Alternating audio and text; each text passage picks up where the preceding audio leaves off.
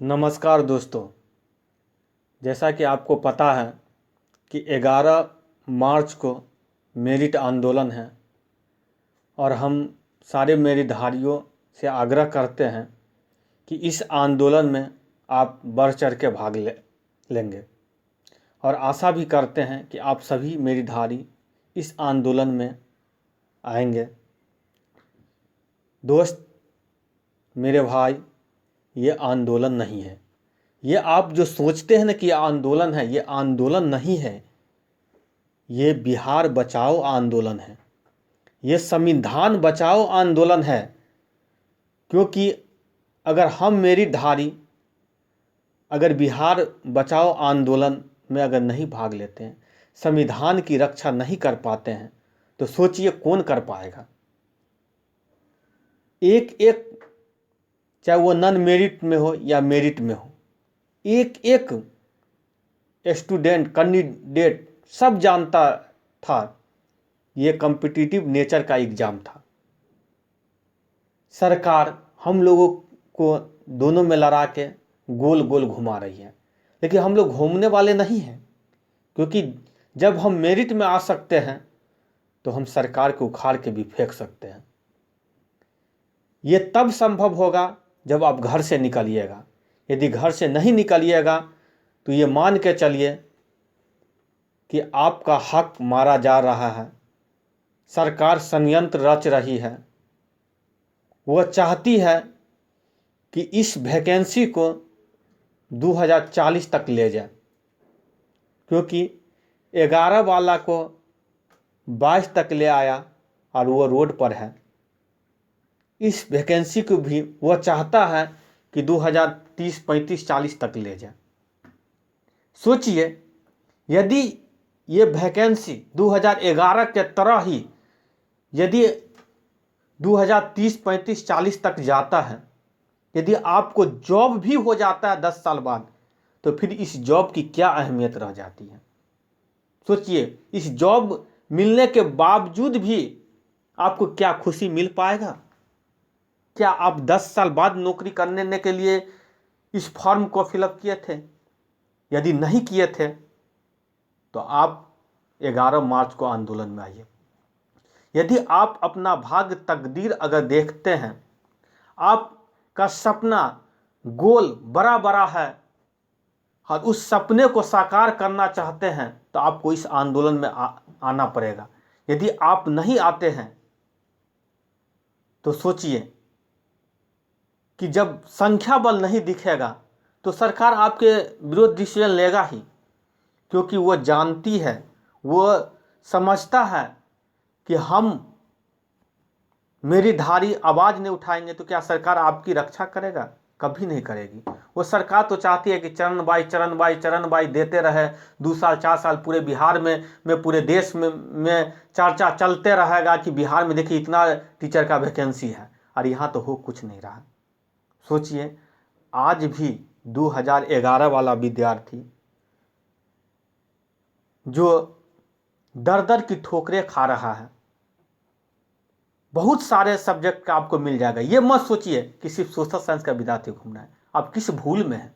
आप जाके देखिए, हम मैथ वाले विद्यार्थी से मिला देंगे, हम साइंस वाले विद्यार्थी से मिला देंगे, हम हिंदी वाले विद्यार्थी से मिला देंगे।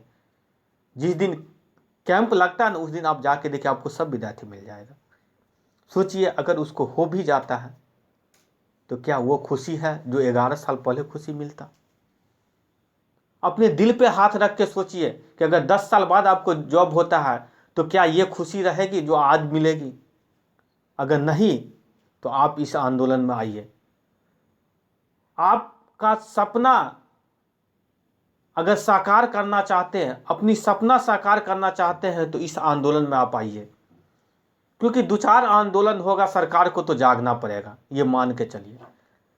आप जिस तरह इस होली उदास हो गया इस बार, हम मेरिटधारियों के लिए जब रिजल्ट निकला था तो सोचे थे कि इतना धूमधाम से होली मनाएंगे कि गांव का लोग देखेगा कि विद्वानों की होली है, पढ़े लिखों की होली है।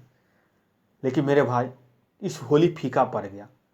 आप यदि नहीं चाहते हैं कि आने वाले ईद, बकरीद, दीपावली, होली फीका पड़े तो आप इस आंदोलन में आइए, क्योंकि आपकी बहुत ज़रूरी है। संख्या बल होना बहुत ज़रूरी है। किसी भी क्षेत्र में संख्या बल का होना बहुत ज़रूरी है। इसलिए आप आंदोलन में आइए। हम आग्रह करते हैं कि आप आंदोलन में आइए और हम सरकार को बता देंगे कि हम मेरी धारी में कितना शक्ति है। क्योंकि कोई भी व्यक्ति, कोई भी संगठन, कोई भी समाज अकेले कोई भी जंग नहीं लड़ सकता जब तक उस व्यक्ति के साथ उस संगठन, समाज का सहयोग नहीं रहे। और आप सोचते हैं कि हम घर पे रहेंगे, यूट्यूब के मार्फत या दूसरे तरीक़ा से हमको मैसेज मिल जाए कि आज क्या हुआ, तो ये आप गलत सोच रहे हैं, आप गलत कर रहे हैं। आप सोचिए कि एक भाई पटना की धरती पर लाठियाँ खा रहा है, दर दर की ठोकरें खा रहा है, और आप घर पे सोए हुए हैं। कब जागिएगा बताइए? अगर कुछ ऊंच नीच हो जाता है तब आप जागिएगा। फिर जाग के क्या होगा? आपके पास तो आप सब चीज़ है, आपके पास मेरिट का सर्टिफिकेट है, अब तो हम झंडा लहरा सकते हैं कहीं भी जाके, हम मेरी धारी हैं।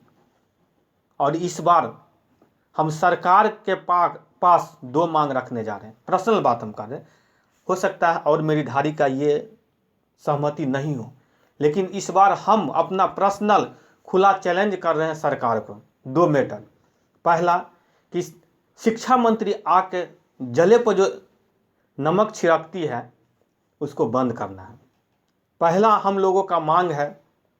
ये तो है ही, ज्वाइनिंग लेटर दिया जाए, डॉक्यूमेंट्स वेरिफिकेशन कराया जाए, ये सब तो है ही। उसके अतिरिक्त वो जो बोलते हैं कि मेरिट अर्थहीन होता है, तो हम सरकार से चैलेंज करते हैं कि आप पूरे बिहार से गांधी मैदान में एक सभा बुलाइए, जितने भी, चाहे वो चपरासी हो या IAS रैंक का हो। अगर आपका एक भी पदाधिकारी यदि आप बोल देता है कि मेरिट का अर्थहीन होता है, तो हम अपने जॉब को लात मारते हैं और कभी भी नहीं हम कहेंगे कि टीचर बनेंगे। ये हम आपको वादा करते हैं और सरकार को विश्वास दिलाते हैं। पहला मांग। दूसरा, यदि उसी सभा में से यदि कर्मचारी का बच्चा भी, IAS का तो छोड़िए, अगर जो चपरासी का बच्चा भी यदि कह देगा कि हम नॉन मेरिट वाले के हाथों पढ़ेंगे, अपने बच्चे को पढ़ाएंगे, अपने बच्चों को हम नॉन मेरिट वाले को हाथों पढ़ाएंगे, तो हम आपसे जॉब मांगने नहीं आएंगे। अगर एक भी कह दिया तो हम सरकार को चैलेंज करते हैं।